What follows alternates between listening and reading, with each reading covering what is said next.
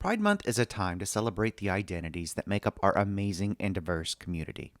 It's also a time to reflect on and honor the powerful contributions of those who've come before us.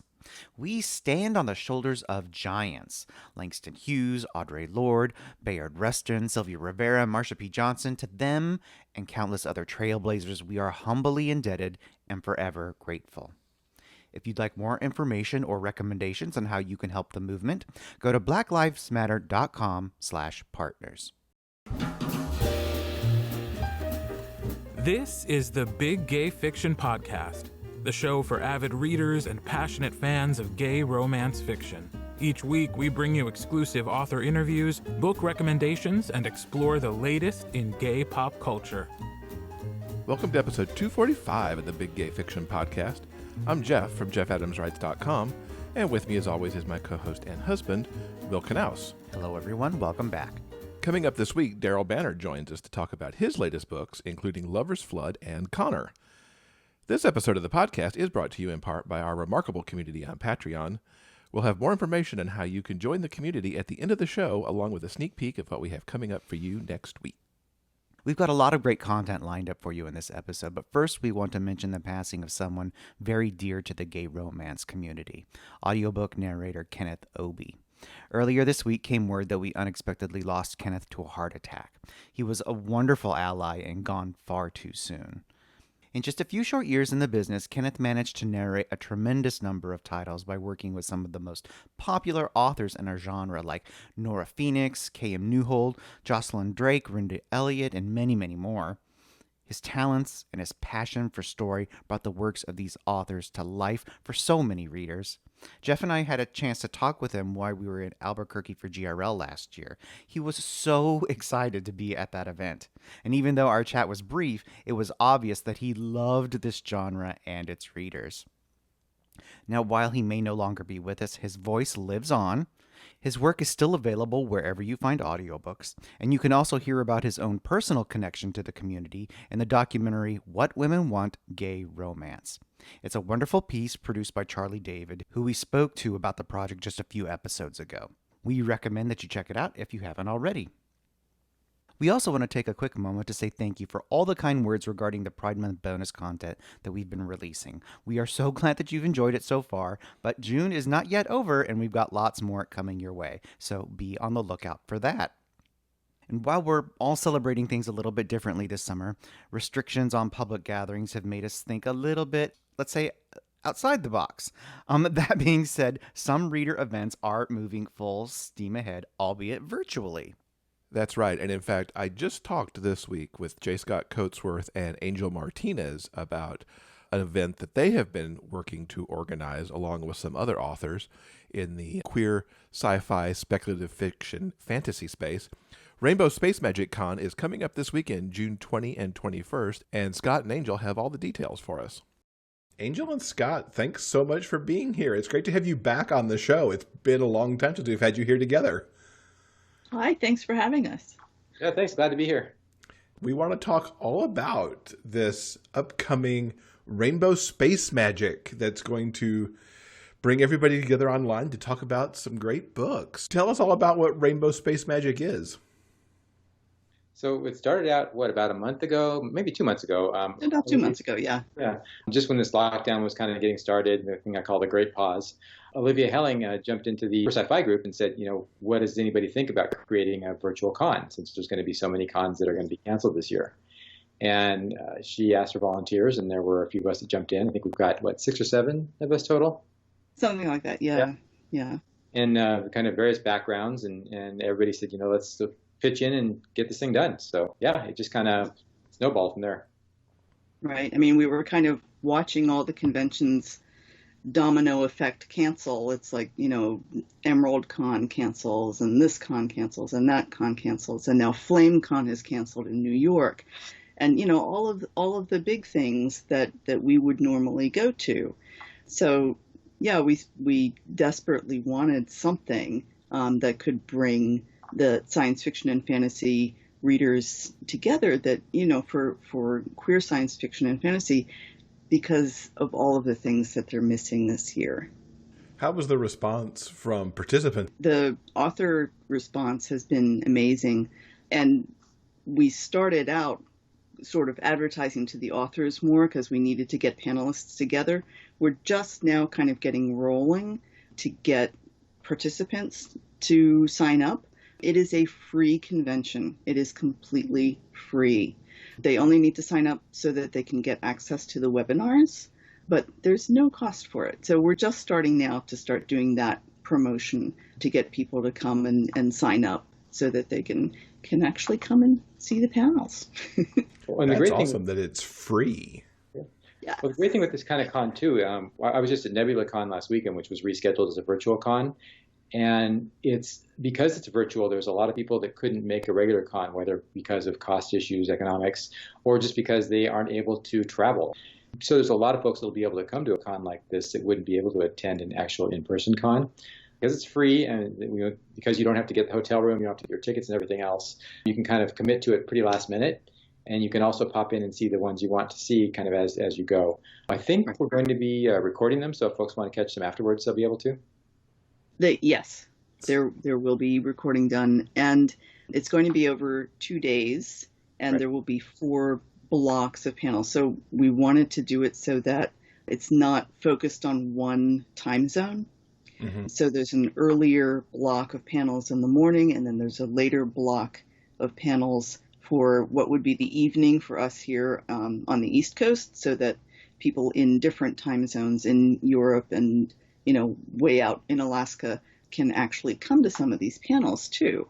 And that's, we didn't want to make it so that it was just, East Coast focused and, people wouldn't be able to come if they were out in California or over in Great Britain or something like that. Yeah.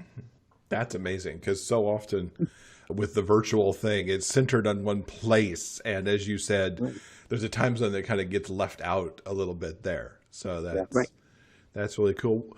Tell me about the author lineup. Who's coming to this Rainbow Space Magic? We had quite a number of authors that wanted to join it. And we kind of did an open thing where we said, what kind of panels do you want to see and what do you suggest for the panels? So they got to throw the ideas out, and now we're kind of getting everybody figured into when they can come and what panels they can do. We have folks like Cage Harper and Allie Lester and Cody Sisko. Steve Turnbull is coming. Rory Nicolane is coming. Baz Collins has signed up for a panel, which is always fun. We have Vance Bastian is also coming, so we'll have both of them at some point. Belinda McBride, Catherine Lundoff.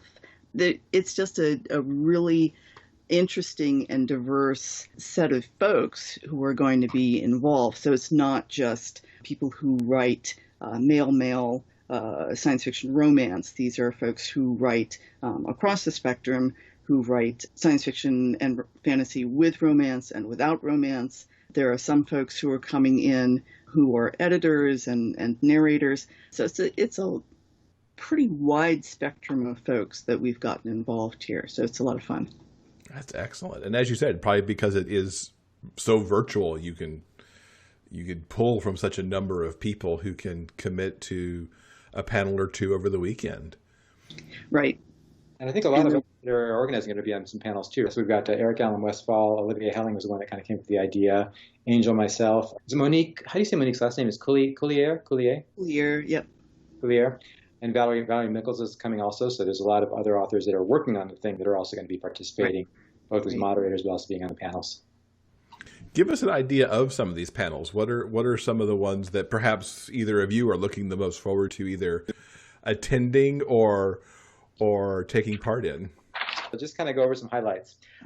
We really wanted to have some diversity and also some hope this time. So we've got one that's called What Could Go Right, which is about hopeful queer speculative fiction for dark times. We're tackling religion and a queer intersectionality in speculative fiction, which is one I'm really excited about. We've got one on ace and aromantic characters put together. Those are some of the ones that are, we call them speculative fiction focused. They're more kind of reader focused a little bit, or kind of reader and writer.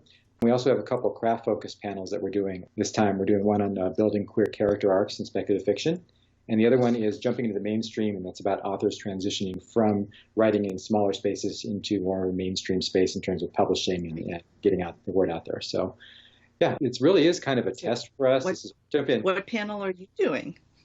Actually, I am on the list, but I haven't checked my list yet, so I don't know. So what panels am I in? Okay, J. Scott Coatsworth will be on the panel "What Makes Queer Spec Fic Queer," Yay. which is one that I'm really looking forward to listening in on. And it's basically, how much queer do you need before it's considered queer speculative fiction?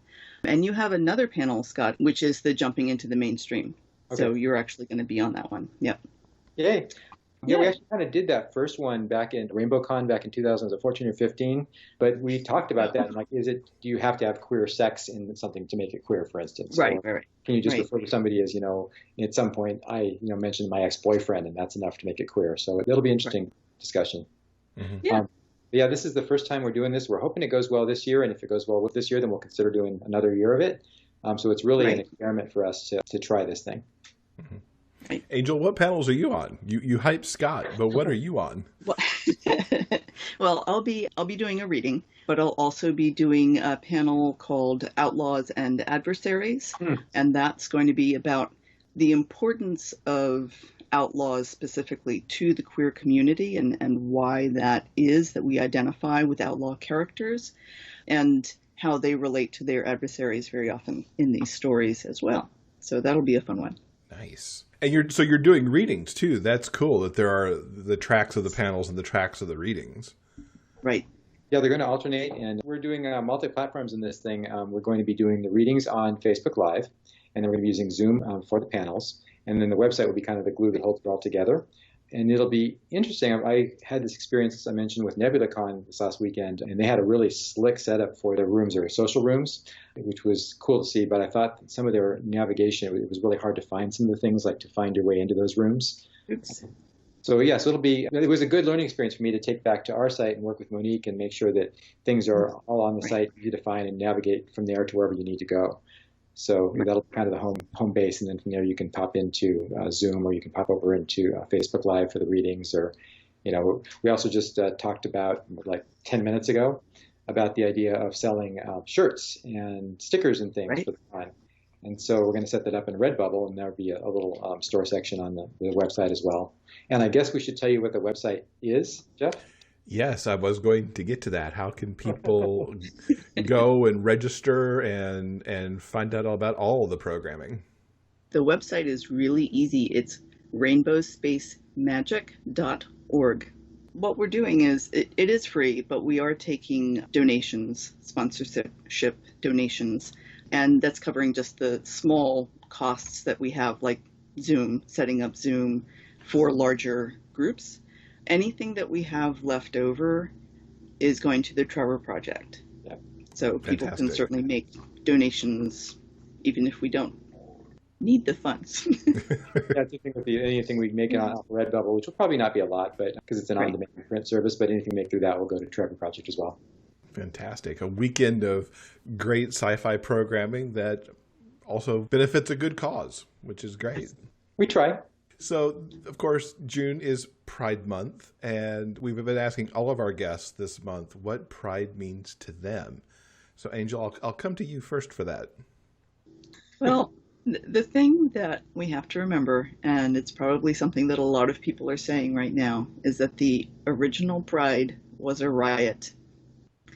The original Pride was people standing up and saying, no more. And that's something that we really have to think about this month. And we really have to support Black, Indigenous, and people of color in our communities and outside of our communities, and think a little bit more outside of just ourselves. Pride is all of us coming together, and it needs to be all. I'm going to go in a little different direction with it, and I think that's all very important, very valid. For me, Pride, the first time I went, I was probably 23, 24 when Mark and I went to San Francisco Pride. And it was just this amazing place where I was suddenly surrounded by people like me. And it was a place that I didn't have to worry about, if I wanted to hold his hand or kiss him or, show that we were together. But the full meaning of it didn't really hit me until a few years ago. And it was the year that the Supreme Court approved marriage equality. And Mark and I were lucky enough to be asked to march with the marriage equality folks in San Francisco Pride. And we had probably 1 million people out there basically cheering for our marriage. And that was enough in the first place to just make my heart go, like this. Right. But it was seeing the kids there and seeing the ones that were, some of the teenagers that were 13, 14, 15. And it made me realize that there were going to be kids being born at that time or just recently born that were growing up in a world that had never not known that we were considered equal under the law. And that was what really kind of pushed it over the edge for me. So I don't care that, the bars are there or Coors beer is there or Apple is there. That's all beside the point. To me, it's really about the individual people there and people like me that found acceptance for the first time in a real way at Pride. So that's what it means to me. Yay. Thank you both for sharing that. I love hearing these stories. I've been loving hearing them all month long from the folks that we've talked to. So thank you for adding to what our listeners are hearing about Pride. And thank you for being here to talk about Rainbow Space Magic coming up on June 20th and 21st. Give us the website one more time. It's rainbowspacemagic.org, not com, .org. Fantastic. And of course, we'll put that in the show notes so that people can easily find it as well. Thank you again so much for being here and happy Pride Month. All right. Thanks for having us, Jeff. And thanks again to Scott and Angel for coming and talking to us about Rainbow Space Magic. Again, that takes place this weekend, June 20 and 21st, and you can get all the details for it at rainbowspacemagic.org. In The Hockey Player's Heart, the feel-good gay romance by Jeff Adams and Will Knaus, hockey star Caleb Carter returns to his hometown to recover from an injury. He never expects to run into his one-time crush at a grade school fundraiser. Seeing Aaron Price hits him hard, like being checked into the boards. The attraction is still there, even after all these years, and Caleb decides to make a play for the school teacher. You miss 100% of the shots you never take, right? Aaron has been burned by love before, and can't imagine what a celebrity like Caleb could possibly see in a guy like him. Their differences are just too great. But as Aaron spends more time with Caleb, he begins to wonder if he might have what it takes to win the hockey player's heart. Get The Hockey Player's Heart at Amazon.com. I'm Willow Astor, author and host of Living in the Pages, part of the Frolic Podcast Network. My show features best-selling authors and their latest work, but we also cover a crazy range of emotion, from the heartfelt angst of how reality seeps into fiction to the silliness of singing our favorite songs together. I love books and I love writers. It's an extreme thrill for me to chat one-on-one with some of my favorite novelists. I like getting to know them as writers and creative people, and also as real everyday people. Moms and scientists, everyone's interesting in their own way. Some highlights for me have been chatting with Taryn Fisher, Kennedy Ryan, Colleen Hoover, and the absolute dreamy Paulina Simons. Join me every Thursday on your favorite podcast app. So I'm so excited to bring everybody this conversation that I had with Daryl Banner recently. Not only is he going to talk about his new book, Connor, which, when it came out at the end of last week, went immediately up to the #1 bestseller spot on one of the Amazon charts. Daryl is so much fun to talk to. He's got so many great stories, and I think everybody's going to have a really good time with this interview. Daryl, welcome to the podcast. It's so good to have you here. It's a pleasure to be here, too. Thank you. Thank you for having me. Yeah, absolutely. We wanted to talk to you for a while, and it's like, we need to get Daryl on the show. I know. I've been wanting to be on here for a while, so I'm happy you finally came around to it. So we're right in the middle of Pride Month, and you've got a book coming out. Yes, I do. Boys and Toys, season #2, and the book called Connor. Yes. Tell us about the series, first of all, and then tell us about this new book as well. Okay, so basically, let's see, my first season of Boys and Toys was last summer, and it was a totally different angle of romance for me. It was super fun. Basically, it centers around 4 best friends in the city, and they're finding love and struggles and hilarious troubles they get into. Season 2 is totally different. I wanted to take a different approach to it. So Connor is new to the city. We get to meet the other guys through him and get introduced to the whole atmosphere of the city. They're all novella-length romances.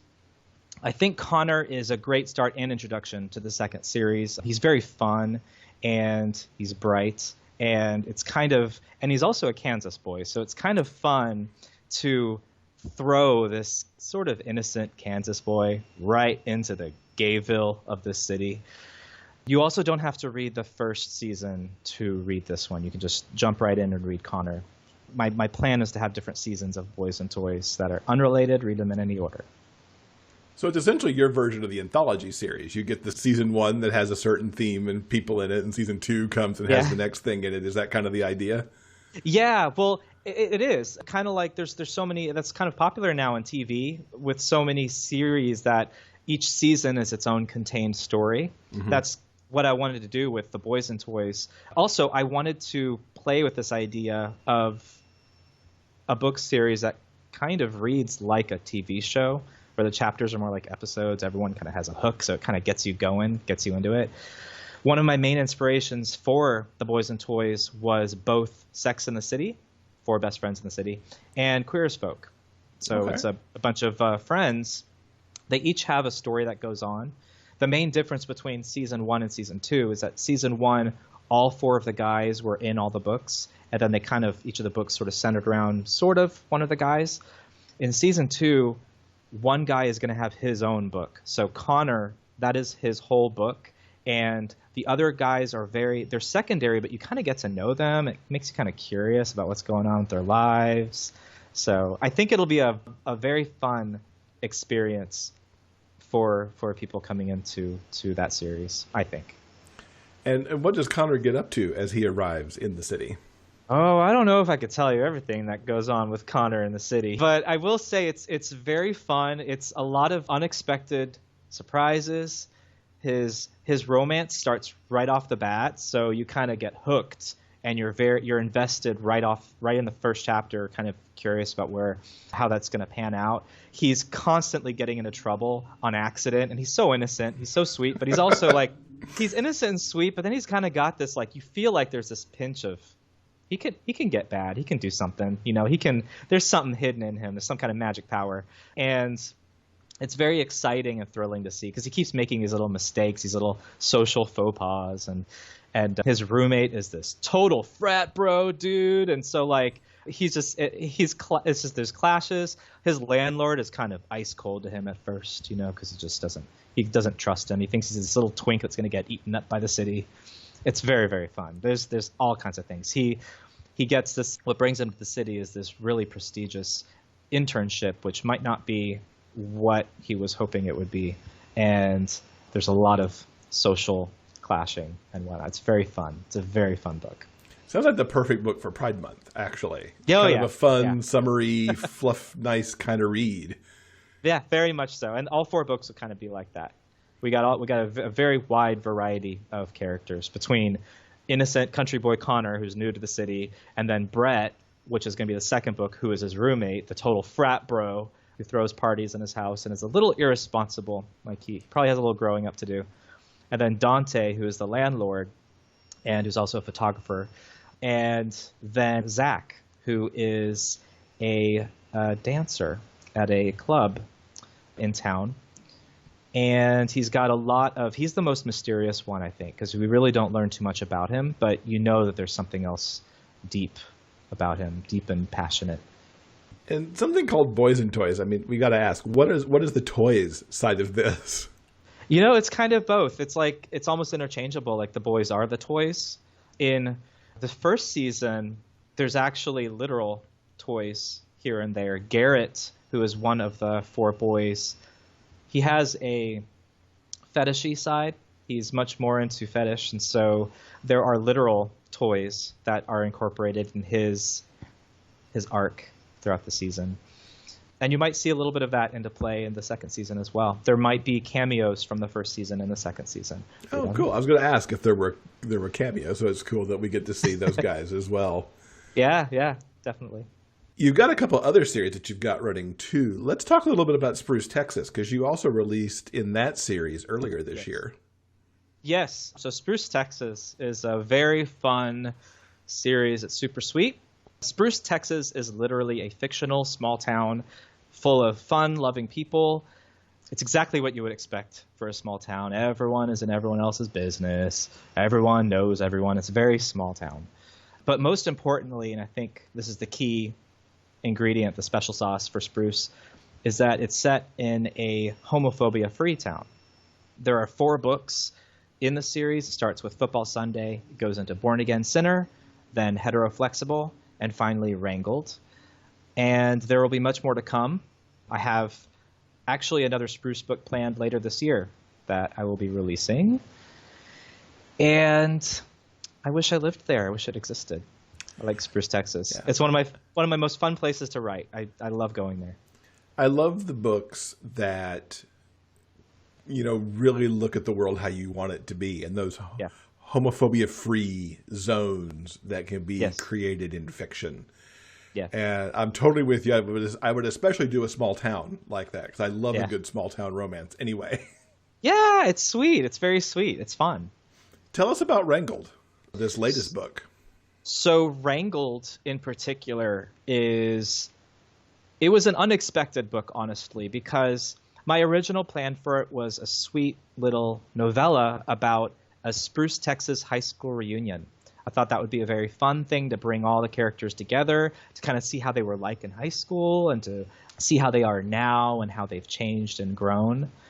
And then it really just kind of grew into something very different. It became a whole full-length book right out from underneath my hands. Literally, as I was writing it, I realized this is not a novella. This is not a short book. This deserves a full telling.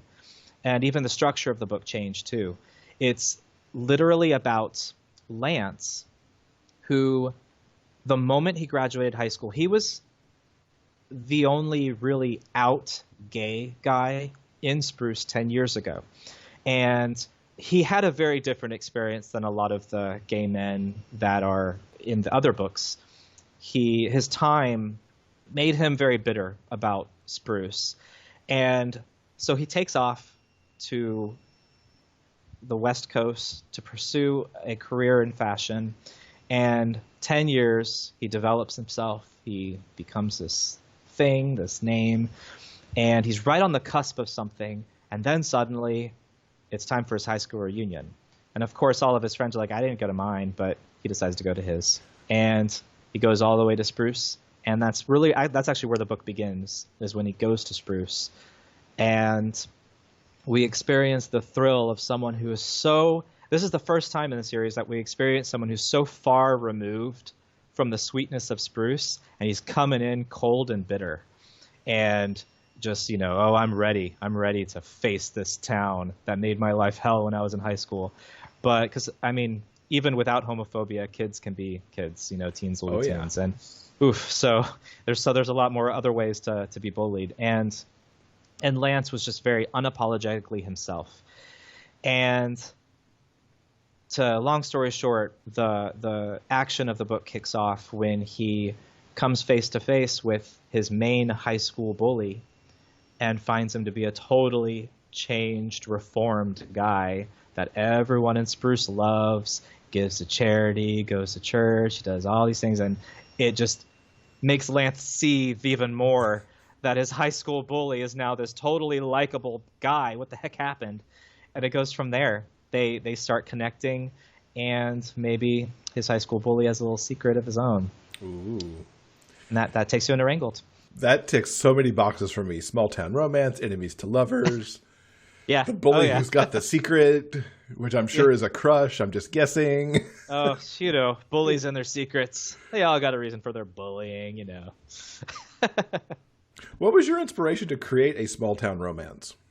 Well, I am from a small town myself, and it's outside of Houston. And basically, growing up, I, of course, did deal with homophobia. I had unfortunate experience my freshman year of high school, right at the beginning, my freshman year of high school, where I basically was outed against my will. And I didn't have a choice in the matter. I didn't get to decide when to tell everybody. It was an overnight thing, and suddenly the entire school knew.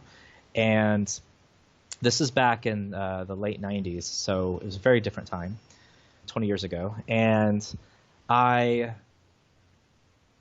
had a lot of experiences, first off, with dealing with that.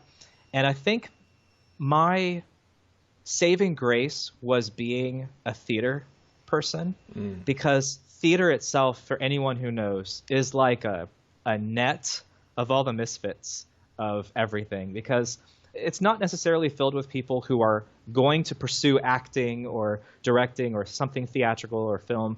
They're not necessarily going to pursue that later in life. So a lot of people just come in there out of interest, like they just want to try acting or they just want to do this or whatever. And that was my experience in high school, being surrounded by a bunch of other misfits. So when that happened and I got outed, I had a magical instant support group in that theater. And for 4 years, they had my back.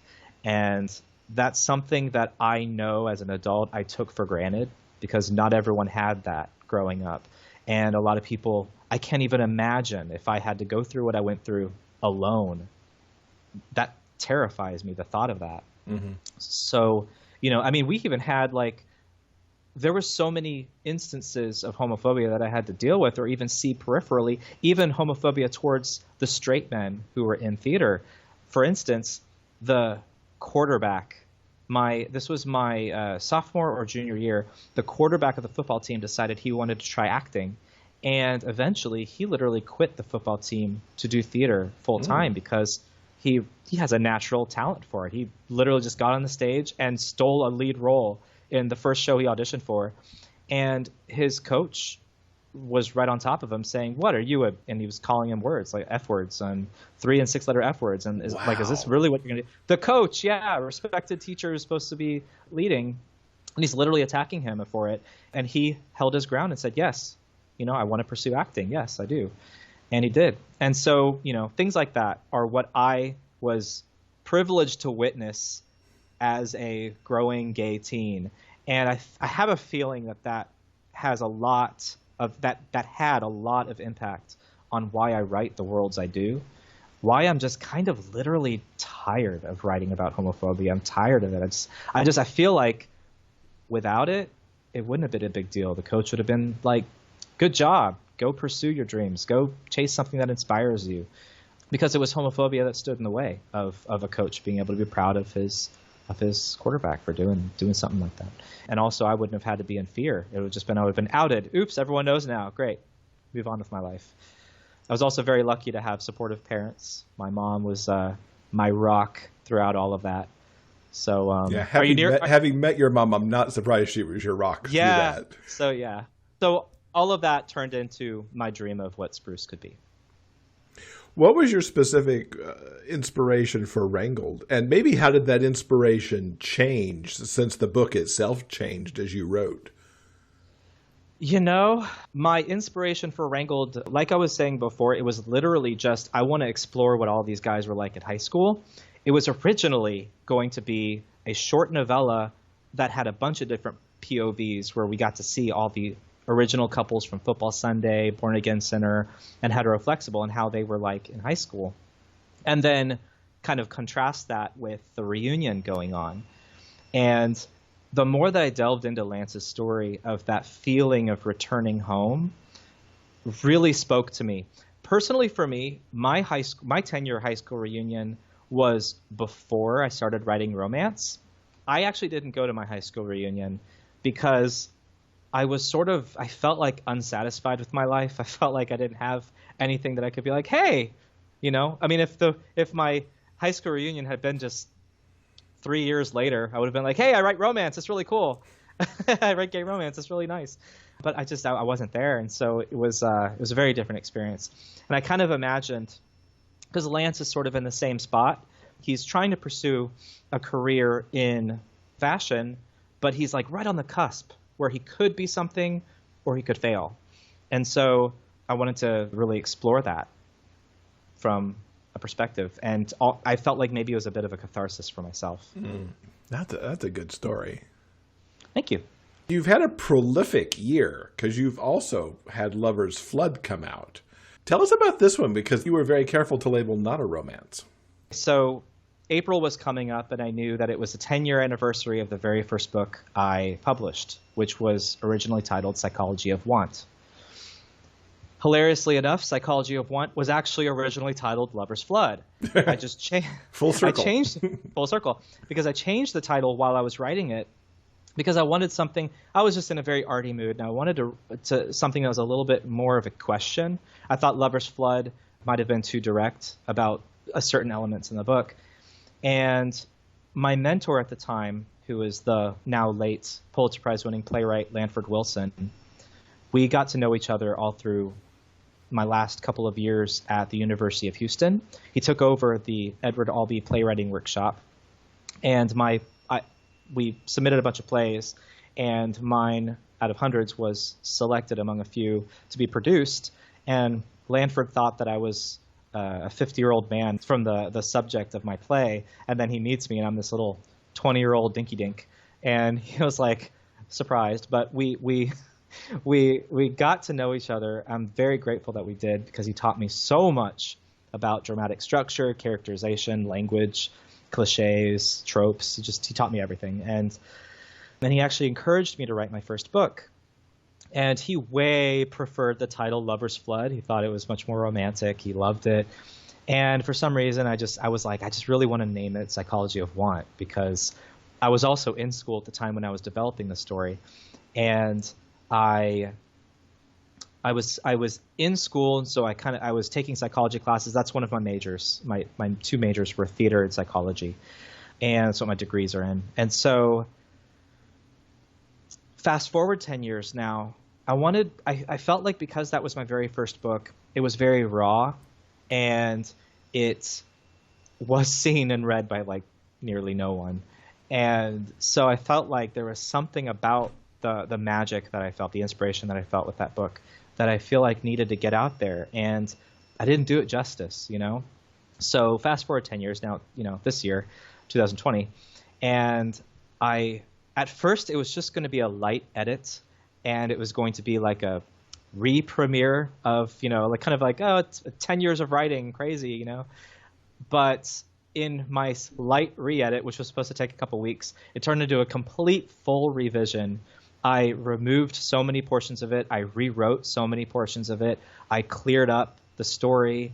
The main character was deliberately very unlikable, so I made him much more palatable, I think, for the common reader, which was very important, because my attitude 10 years ago was very different in writing, because I came from playwriting. So in plays, it's all about the drama. It's all about the darkness. It's all about damaged characters. There was no such thing as a trigger warning. You don't get trigger warnings when you walk into the theater. You walk into the theater and you're going to see something that will devastate you. You might see something that will make you laugh like so hard. You might see things that are about real slices of human life, it created in a very dramatic live way, because you're watching it. So because that was my training for my whole life, I hit the ground running with my first book. And my thought was, if you don't like the main character, well, this book isn't for you anyway. And I've gotten over that over the last 10 years, and I'm realizing it's really important for people to be reached by even the darkest stories. So I needed to find a way to make him reachable. And then I, of course, honored Lanford's memory by naming it its original title that it should have been named in the first place, Lover's Flood. So Lover's Flood, in a nutshell, is about a college student during his second year of college. He is a recluse. He's trapped within himself, and he has one of his key things about him is that he has a wild imagination. And as you learn, this imagination keeps him company, and it even keeps him company sexually. And you also learn that he has a past with an ex-boyfriend who was, I think is the best way to describe him would be emotionally abusive. And it's, I wanted to demonstrate an abusive relationship that is not usually what people think of. Typically, when people think of abuse, they think of physical abuse. They think that abuse has to be something that's hard. I personally have been in relationships, obviously, where this came from, because this came from a very real place. This book, Lover's Flood, is extremely personal to me. And I think that it's really important to see the softer side of abuse, that sometimes a person who's very manipulative and who can really get into your head and who can make you think that what you want is what they're giving you, which is something that's hurting you. It's almost a hypnosis. And I wanted to explore that side of abuse because I think that that's a lot more common. That's really, it's a serious subject, but that's not what the whole book is about. But it's a strong core of why the main character is what he is. A lot of my readers have been describing him with a lot of the same words, which is surprising. People are describing him as damaged, as sometimes demented, but in almost an endearing kind of way. He's, like I said, he's got a wild imagination, and it takes him far. And it literally, the story takes you through his entire second year, so it's a long time span. There's a lot of ups and downs. It's a roller coaster. While it isn't a romance, I see it a lot more as a coming of age, but there is a romantic arc because there's a person that he's interested in that you meet very early on, but he has no tools to understand this person, to empathize with this person, to connect with this person, because he's so trapped in his head. He's lost. He's socially strange. And one artistic element of this book that was in the original that I needed to keep in this one is the fact that there's no names. There's also no proper nouns. So the university isn't named, where he's lived isn't named. None of the characters have names. The main character doesn't have a name. And it's deliberate to kind of create, well, I don't like to explain why, so I'll just offer a suggestion of perhaps it helps create a dissociative feeling. But one thing that I've noticed readers say, which is really interesting, is they say it helps anyone fall into any of the characters and realize that this story can be about anybody. No matter how unique and strange and out there it might seem, this could happen to anybody, and this could be anybody. Wow. I'm super intrigued by this. Thank you.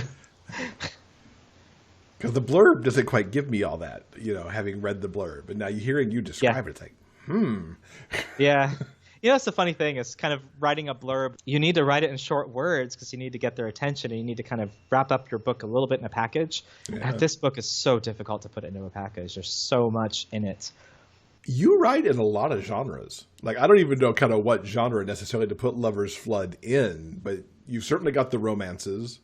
Yeah. And you've also got some dystopian and fantasy going on in your backlist too. What draws you to these different areas, and how do you decide where you want to work next? One of my greatest loves as a kid was fantasy. That was my big thing. So that's really kind of where I started. That's where I came in. And also, like I explained before, my background in theater, I've always been one to tackle unusual things, even magic realism or sci-fi in a, not necessarily like a Star Trek kind of, sci-fi, but more like a very tangible modern day, this could really be, or this could really happen type of sci-fi. I found it really appealing. Things that dig into your psychology, your psyche. I think while I do kind of write in a bunch of different genres, and I do it purposefully, I don't want to be one thing. I don't want to be a gay romance author. I don't want to be a dystopian author or a fantasy author. That's why, like, my name, my artistic voice has always been everything. It's always been a whole lot of things. I think maybe if you could sift it down and find a common denominator, one common denominator I could see might be my homophobia-free worlds, because even in my dystopian series, which is the Outlier series, I've said it in a future that I wanted to pull apart these things that tie our society together, the negative things that are tying our society together, such as homophobia, racism, sexism, classism, all sorts of things, ableism. And I wanted to imagine a world where there's some kind of equalizer that makes us realize that really forces us to see that we're all human, and that these walls that we build, even boundaries between countries, they're man-made. They're us, and we should really look past that and see each other as people, human beings. And so my way of doing that was just to literally destroy the world and create a new one in my Outlier series. And in The Beautiful Dead too, even though The Beautiful Dead doesn't really have any gay content in it, it's the same sort of notion of breaking the world apart and putting it together into a different way. If I ever do tackle high fantasy, I do have fantasy ideas, but if I ever do tackle a high fantasy series, I would approach it the same way as well. And yeah, because my Outlier series centers around it takes place in a place where there's no homophobia, and that's even with the straight guys. Like, straight guys can show affection to each other, and there's none of that annoying 90s era no homo attitude. Ugh, cringe. And I try to imagine the effects that a world like that would have on careers, personalities, the structure of our society in general, ideas like marriage and friends, and what it means when two male best friends can really show affection towards each other without the fear that they're not manly enough, and such on and so forth. And also gender roles and pushing women to do what women should, and men to do what men should. And, there's none of that, especially in my non-romance worlds, like Outlier, queens and kings are equal in power, princes and princesses. And I mean, there's a lot of medievalness, but it's set in the future. So it's a very unique, it's like technology and medieval stuff and superpowers that people have. So it's a very unique world, but it speaks to me. Some authors would split this stuff up between different pen names, and you're keeping it all under one. Yeah. What's your thinking there? To be perfectly honest, this is kind of a silly answer, but it was kind of on accident, because I started writing my non-romance stuff, and then I was known for my non-romance stuff, because one of my first books after Psychology of Want, and then I wrote a time travel thriller called Super Psycho Future Killers. Say that 30 times fast. And then my third book was The Beautiful Dead, and then my fourth book was Outlier Rebellion. And fun story about The Beautiful Dead and how this is a little stepping stone into getting into romance. My mom really wanted to go to this biker romance event that was here in Houston because all of her favorite authors were there. This was back in 2013. So I was like, I don't know. It's like romance. Like I shrug. It's what my mom does. But I was like, sure, okay, I'll go with her. I'll endear her. And her being mommy was like, you should bring The Beautiful Dead book. Just bring a copy of it, and you're going to give it to some of these authors so that they can read it. Because I know one of the authors loves fantasy. And I was like, oh, really? Oh my gosh, it's so embarrassing, Mom. Don't do this. And so I had the book, I signed it, I put like a little ribbon around it, and I brought it to this author whose name is Madeline Sheehan. And I didn't realize how big of a name she was in the indie author industry. And I gave her the book. I was kind of shy. I was like, here you go. I write too. This is my third book ever. Here you go. Have fun. Didn't think anything of it. And then, little do I know, Madeline Sheehan reads it on the plane ride home, devours it, and couldn't stop talking about it. She went to social media about it. She contacted me. She said, what? This is amazing. Oh my gosh, you need to keep writing it. Because at that time, it's a 5-book series now. At that time, that was the only book that existed. And I honestly didn't even know if I was going to write a book too. She read it. She loved it. She told all of her friends about it. Suddenly, all these other authors started contacting me through Madeline Sheehan. I met Nicole Jacqueline. I met Chelsea Cameron. I met Jordan Marie. I met Sabrina Page. It just went on and on. I met all these different people who eventually became good friends of mine. Madeline's like total bestie. I love her. And so, long story short, she finally was like, dude, why don't you write romance? Why don't you try writing romance? And I said, well, I think of like Fabio Hare and Harlequin stuff, and I just kind of like, it just totally turned me off. But little callback, there was this one night where we were out at like some bar. I don't really drink, but we were out at this bar, and I saw this really hot guy across from the bar. And I was like, oh my gosh, should I go say hi? Should I not? Should I say hi? And then he leaves. And I went back to my hotel room feeling all dejected and sad. And then it suddenly clicked. And I was like, a romance book is when I get to go over and say hi. And then see what happens and go from there. And I realized romance is life. Romance could be my life. Literally every day, especially if you're single, every day you're just looking around and thinking what ifs with every attractive thing you see. So that revelation, that oh my gosh, sparked me. And then I just started writing romance, and gay romance at that right away. And my whole life changed. That's a great story. I don't know if I went off on a tangent there, but I hope I No, answered the you really question. didn't. It all connected really well. Cool. During GRL last year, you were part of the folks who were interviewed for Charlie David's What Women Want Gay Romance documentary. Yes. And for those who haven't seen it yet, you actually are the first person we see as the play button is pushed and the program engages. Yes, I am. It's just my face. It's my face right away. Just get my face. How do you feel about the finished documentary and kind of the stories that you told in it and the stories that presents overall? I felt like it was good. I think there's so many aspects of gay romance that can be explored. I think it would take like a whole series of documentaries to really get all the different nuance. So it kind of grazes the surface of what the genre is, and the key point of, I think, the documentary was to highlight the idea, the notion of so many people who write and read gay romance are actually women.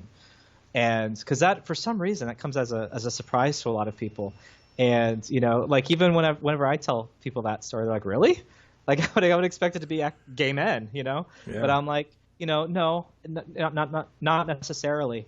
Because, really, when you get behind the artist of any work, people, as an artist, you want to step outside of your comfort zone. You want to step outside of what you know. That's why you do research. That's why, you explore other characters. I mean, not all books about murderers are written by murderers. Dexter wasn't written by a serial killer, So it's like, like, as an artist, you want to stretch out there. But I think as far as the documentary goes, I enjoyed it. It wasn't new to see myself on, like, in a medium like that. I mean, I'm theater, so I've been on stages, I've acted in plays. I was in like an independent commercial at one point too, where I played like this sort of geeky hipster. I've always been also very open about myself.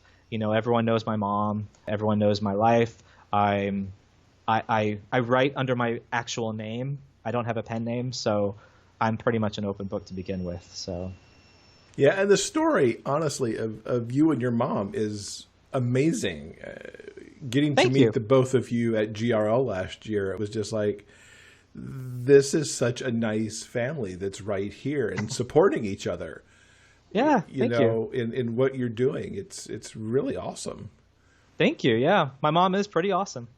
I'm not sure I could have my mom read some of the steamier parts of the book, so I think that's very brave of you to do that. But You should hear some of the conversation. You should be a fly on the wall in this house sometimes. My mom does read all of my work, including the steamy scenes. Yep. It literally is. I don't know how other people would react to it, but it's the thing is she's always read my work. Like, she's never shied away from anything. And like, and sometimes she's a soundboard for ideas that I have, or whenever I'm kind of lost in a story or I'm not sure I want something to go, We have had like the moments at dinner where, we're eating and she's just kind of daintily cutting her potato. And I just had sent her to my chapters that morning, and she'll just be like, honey, I was just thinking about this. How can someone give a blowjob and like also open their pants and hold the back of his head at the same time? Like, that's just not possible. It's just not possible. I'm like, oh my God, Mom, we're trying to eat. Dinner conversation in the Banner household. Dinner conversation. You know how it goes. But yeah, my mom and I are very open. She's a cool cat. Which is, like I said, it's very awesome just to see that. Thank you. Thank you. So we're halfway through Pride Month, and all this month we've had authors reading from their work for us, so we can, hear a little bit of the work from the author directly. What are you going to be reading for us? I was thinking I would read my first chapter of Lover's Flood, which is a very short chapter, so it's 3 pages. All right, chapter 1 of Lover's Flood. The good news is you can't die from masturbating, or at least I haven't yet. And I don't mean to sound awful, but my favorite part of the day is when my roommate rushes off to his morning classes. He's almost never back before the late afternoon. And since I have no early morning classes this semester, I get the whole dorm room to myself for hours. Hours alone are a commodity in dormitory life. I shake away my screensaver with a flick of the mouse. I double-click a folder called Psychology Notes, which is actually full of male fitness models flexing, half-naked athletes, and cute guys making out. Video clips I've gathered, organized carefully by model name. Galleries upon galleries of photos, also organized by name. I like knowing their names, especially if we're about to spend the next few hours together. It would seem disrespectful otherwise, wouldn't it? The one whose folder I double-clicked today is no surprise. I'm sure every other model, athlete, and stolen off the web hottie rolls their eyes as I open his gallery, knowing how predictable I am. He's my first choice. I always open him first. He's my go-to specimen of perfection, this guy who's worked his way into my heart and made a home there. 99 times out of 100, it's him I'm spending time with. I don't actually know him, of course, but his life is one I can easily imagine as I gaze into his soft, knowing eyes on the screen. I see him with a circle of his closest buddies. He always seems to be surrounded by a happy, bro-ish swarm of them. He's the kind of guy who laughs with his whole body, all his perfect muscles contracting with his every joyful bellow. He'll probably even laugh at a dumb joke I make, not wanting me left out of his circle. He doesn't exclude. He doesn't push away. He's the perfect fantasy buddy. He'll never be annoyed or angry, and he'll never roll his eyes. He's there for you always, and he lifts you out of any mood you're in and makes you see the better side. He's not just a sex object either. I'll never see him that way, no matter how fast he makes my heart race, and no matter what I'm doing right now below my waist. He constructs in my mind an alternate life. He's a kind of idealized, perfect love, a true love, a forever love. When he smiles, the whole world breaks apart before my eyes, like ocean waves shattering the shore, and I smile with him, and I belong. I don't want to say I'm in love with him. That would be ridiculous, of course. Crazy, even. What I feel for him is more of a deep, meaningful affinity, a kind of affection that is always accompanied by something like envy, walking alongside it, holding its warm, warm hand. There's a very fine line between loving someone so much you want them and loving someone so much you want to be them. I guess depending on which side of that line you fall, the world sees you as either a romantic or a creep. I'm not sure which side of that I follow. Maybe my fine line is a blurry one. Or maybe the better point is, it doesn't matter, because when I'm staring into his bottomless eyes, enjoying his brotherhood, his sweetness, his charm, and his allure, catching every football he throws with his jock buds, flexing his guns at the gym, goofing off at a party in his stylish clothes that show off all his hard work at the gym, beckoning me over to hang with him on the couch, that soul-stealing smile he gives me, I belong. And during our time today, I stare with supreme devotion into the soft-eyed, adorably dimpled face of my muscular buddy on the screen, and the tight, exquisite way his plain white t-shirt fits on his shoulders in this particular photo I've landed on, stretched across his pecs and wrapped around his biceps. His flat-billed hat is on cockeyed, strands of his messy hair jutting out in all directions from underneath its shadow. His eyes sparkle like undiscovered gems as he stares back at me. He lets me admire his beauty. He lets me live the fantasy. He always looks like a champion in every one of his photos, and I never quite know what he just won, other than my heart, always, every time. Wow, that beautiful smile. And I swear he knows it, because the corner of his lips curve up ever so slightly in this pic, giving him that cocky, proud look of victory, the look of a guy who knows he's got me. Then there's a noise at my back. My door swings open. Oh, fuck. End of chapter. Oops, End the of roommate scene. came home. Whoops. The roommate came home. That End was of great. chapter. He's such a good character. He's interesting. He's certainly interesting. He's got a lot more tricks up his sleeve. There's a for lot sure. of stuff bouncing around in his head for sure. Oh, yes. Like I said, his imagination is his core. So, what does pride mean to you? Pride means, this might sound strange to someone, but I don't know. Pride to me means to have a simple, unremarkable confidence that everyone else in the world has already, just to be themselves. One day I feel like this idea of pride will be obsolete because we'll live in that homophobia world I write so many of my books in. Fun story about pride, if you wouldn't mind me sharing. Please. So one of the first years that I attended Pride, I had just finished that very first book of mine, Psychology of Want, which Lover's Flood is based on. And I had printed several paperbacks, and I brought them to the Pride Parade to sell them here in Houston. And of course, I didn't sell all of them. I was practically giving them away. And the Grand Marshal of our parade, the guest Grand Marshal, happened to be Andy Cohen of Bravo 10 years ago, if you can imagine it. And he came by my kiosk, and I gave him a copy of my book, and I signed it. And he was all like, "You wrote this?" And I was like, "Yes, I did." And it was very awesome. He was super, super fun. And of course, like, my mom and I did the gushy thing. We're just like, we watch all the housewife shows. We watch Bravo. We love Bravo. And it's like super embarrassing, but we did it. And anyway, he started seeing us all around the event after that. And he would like drive in the back of a car and like wave at us and be like, hi, Daryl and his mom. I love P-Flag moms. Because that's who we were marching with that year. We were marching with P-Flag. And he was super duper sweet. And I don't know if Andy Cohen still has that copy of Psychology of Want, but if he does, and if somehow he were to see this and hear this, I would say, I have a copy of Lover's Flood that has got your name on it, and I would love for you to have it. Because it would just make my life full circle from that time when I started out to 10 years to where I am now. You could Happy look, Pride. like, on the backdrops to like what happens live and everything. See if it's back on that shelf somewhere. Seriously, Set dressing. yeah. Like, is my book on there? No, it's not. So what's coming up next for you later this year after Connor comes out?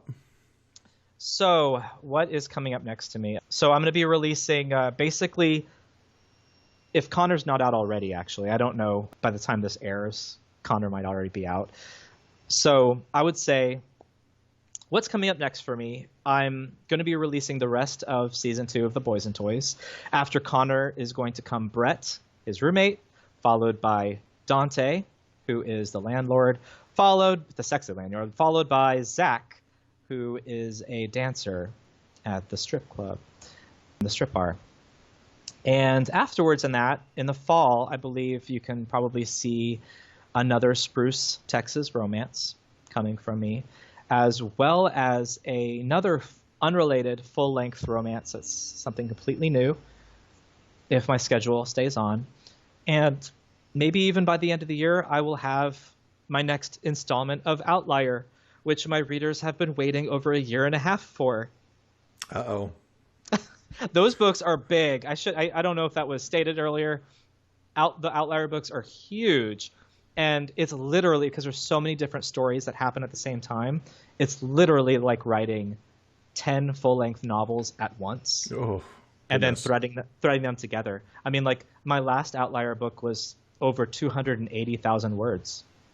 So they're big suckers. They take a while to plan and write. Yeah, that does take a while. Hopefully I'll have that 5th book by the end of the year. We'll see. So how can people keep up with you online? They can like me on Facebook. They can join my Facebook group, Daryl's Doorway, which is a good place to connect with readers, be the first to hear things about me. You could sign up for my mailing list, which you can sign up at darylbanner.com/subscribe.html. Very easy. I give away a gift card every newsletter. I also poll fun things. And in my gift card giveaway, you have an opportunity to ask me questions. And every single newsletter, I answer like 8 to 10 reader questions in my newsletter. And some of the questions are very fun. There's some questions that get asked like all the time, but I put like a little perma answer at the bottom of like, these are the questions that get asked all the time, and this is the answer. Usually it's like, am I single, and how old am I, and how do I get your books? So I have the links at the bottom. And where else? You can also follow me on Amazon. I have an Amazon author page. Just click the follow button that lets you know that the plus follow, and it notifies you of every new release that I have.